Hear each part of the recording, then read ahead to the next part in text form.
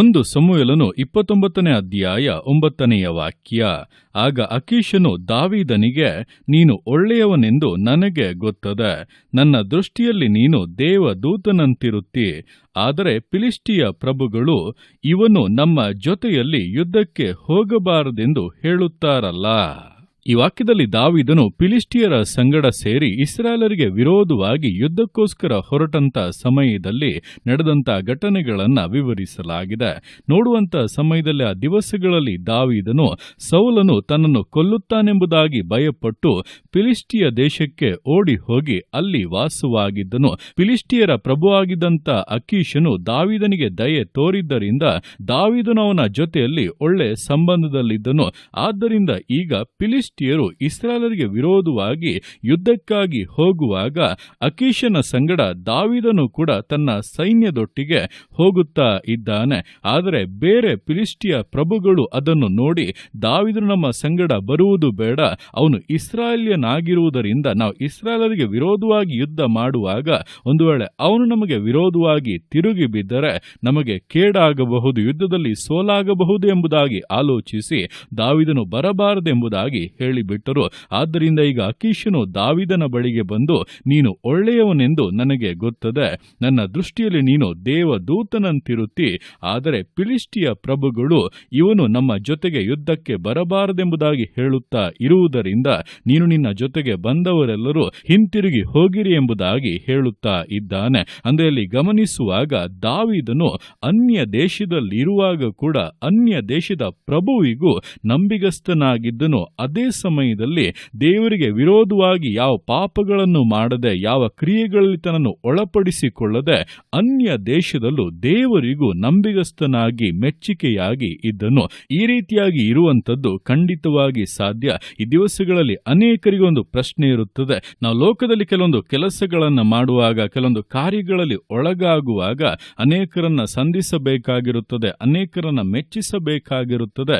ಈ ರೀತಿಯಾಗೆಲ್ಲ ಇರುವಾಗ ಕೆಲವೊಂದು ಪಾಪದ ಕಾರ್ಯಗಳಿಗೆ ಅವಕಾಶ ಕೊಡಲೇಬೇಕಾಗುತ್ತದೇನೋ ಎಂಬುದಾಗಿ ಅಂದುಕೊಳ್ಳುವಂಥವರು, ಭಯಪಡುವಂಥವರು, ಕೆಲವೊಮ್ಮೆ ದೇವರಿಗೆ ವಿರೋಧವಾಗಿ ನಡೆದುಕೊಂಡರೂ ಪರವಾಗಿಲ್ಲ, ದೇವರಿಗೆ ಅರ್ಥವಾಗುತ್ತದಲ್ಲ ನನ್ನ ಪರಿಸ್ಥಿತಿ ಹೀಗೆ ಇದೆ ಅಂದುಕೊಂಡು ದೇವರಿಗೆ ವಿರೋಧವಾದಂಥ ಕಾರ್ಯಗಳಲ್ಲಿ, ಪಾಪಗಳಲ್ಲಿ ತಮ್ಮನ್ನು ಒಳಪಡಿಸಿಕೊಳ್ಳುವಂಥವರು ಕೂಡ ಇದ್ದಾರೆ.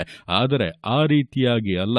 ನೀವು ಎಲ್ಲೇ ಇದ್ದರೂ ಕೂಡ ದೇವರೊಟ್ಟಿಗಿರುವಂಥ ಸಂಬಂಧದಲ್ಲಿ ಸರಿಯಾಗಿದ್ದರೆ ನಿಮ್ಮ ಪ್ರಾರ್ಥನೆ ಜೀವಿತ, ನಿಮ್ಮ ವಾಕ್ಯದ ಧ್ಯಾನ, ದೇವರೊಟ್ಟಿಗಿರುವಂಥ ಒಡನಾಟ, ಪವಿತ್ರಾತ್ಮನಿಂದ ತುಂಬಿ ಜೀವಿಸುವಂಥ ಅನುಭವ, ಆಲೋಚನೆಗಳನ್ನು ಕೇಳಿ ನಡೆಯುವಂಥ ಅನುಭವ ನಿಮಗೆ ಇರುವುದಾದರೆ ನೀವು ಇರುವಂಥ ಸ್ಥಳದಲ್ಲಿ ಕೂಡ ಪರಿಶುದ್ಧರಾಗಿ ದೇವರ ದೃಷ್ಟಿಯಲ್ಲಿ ಮೆಚ್ಚುಗೆಯಾದಂಥ ಜೀವಿತವನ್ನು ನಡೆಸಬಹುದು. ಅದೇ ಸಮಯದಲ್ಲಿ ಮನುಷ್ಯರು ಕೂಡ ನಿಮ್ಮನ್ನು ಮೆಚ್ಚುವಂತೆ, ನಿಮ್ಮನ್ನು ಇಷ್ಟಪಡುವಂತೆ, ನಿಮ್ಮ ಮೇಲೆ ತಮ್ಮ ವಿಶೇಷವಾದಂಥ ದಯೆಯನ್ನು, ಪ್ರೀತಿಯನ್ನು ಇಡುವಂತೆ ಕರ್ತನೆ ಕಾರ್ಯಗಳನ್ನು ಮಾಡುತ್ತಾನೆ. ದಾವೀದನ ಜೀವಿತದಲ್ಲಿ ಆ ರೀತಿಯಾಗಿ ಆದುದನ್ನು ನಾವು ನೋಡಬಹುದಾಗಿದೆ.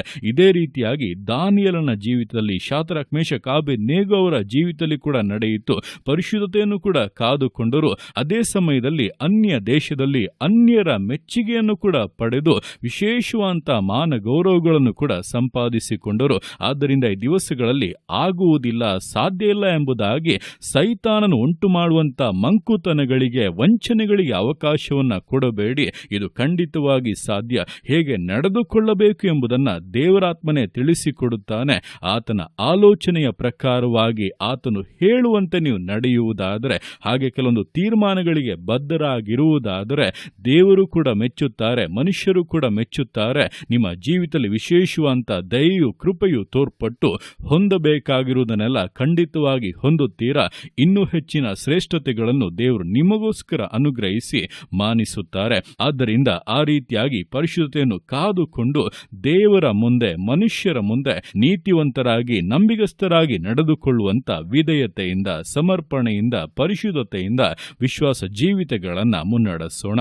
ದೇವರ ಕರಗಳಲ್ಲಿ ಸಮರ್ಪಿಸಿ ಪ್ರಾರ್ಥಿಸೋಣ.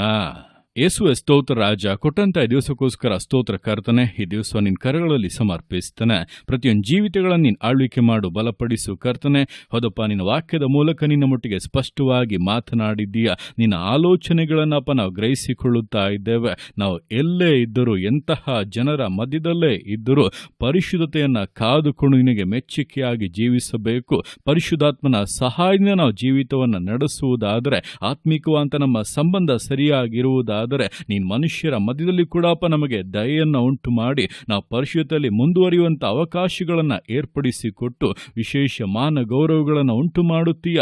ಮನುಷ್ಯರ ಮುಂದೆ ಅಪ್ಪ ನಮ್ಮನ್ನು ಶಿರಸ್ಸಾಗಿಟ್ಟು ಆಶೀರ್ವದಿಸುತ್ತೀಯ. ಅದನ್ನು ತಿಳಿದು ಕರ್ತನೆ, ನಿನ್ನನ್ನು ಎಂದಿಗೂ ಕೂಡ ಬಿಟ್ಟು ಕೊಡದಂತೆ, ಯಾವ ಪರಿಸ್ಥಿತಿಯಲ್ಲಿ ಕೂಡ ಅಪ್ಪ ಪರಿಶುದ್ಧತೆಯನ್ನು ಬಿಟ್ಟು ಬೇರೆ ಕಡೆಗೆ ತಿರುಗದೇ ಇರುವಂತೆ ನಿನ್ನ ಮಕ್ಕಳನ್ನು ಕಾದು ಮುನ್ನಡೆಸಬೇಕೆಂದು ಪ್ರಾರ್ಥಿಸ್ತಾ ಇದ್ದಾನೆ. ವಿಶೇಷ ಕೃಪೆ, ದಯೆ, ಕರುಣೆ ಅಪ್ಪ ನಿನ್ನ ಮಕ್ಕಳನ್ನು ಆವರಿಸಿಕೊಳ್ಳಲಿ. ಬಲಪಡಿಸು ಕರ್ತನೆ.